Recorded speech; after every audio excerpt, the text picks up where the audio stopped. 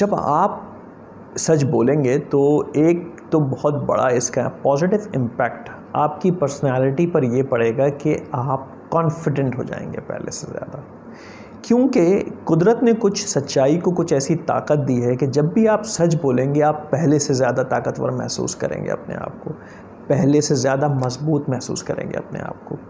तो psychological impact इसका इतना खूबसूरत पड़ता है कि अगर आप सच्चाई की आदत डाल लेंगे तो आप कॉन्फिडेंट हो जाएंगे, आपकी ख़ुद एतमादी, आपका अपने ऊपर एतमाद बढ़ जाएगा और आपकी शख्सियत में वो एतमाद दिखना शुरू हो जाएगा। तो आपको अपनी शख्सियत बेहतर करनी है कि नहीं करनी है? करनी है। कॉन्फिडेंट बनानी है कि नहीं बनानी है? बनानी है। सच बोलना शुरू कर दें, आपकी शख्सियत ख़ुद ब खुद कॉन्फिडेंट होनी शुरू हो जाएगी।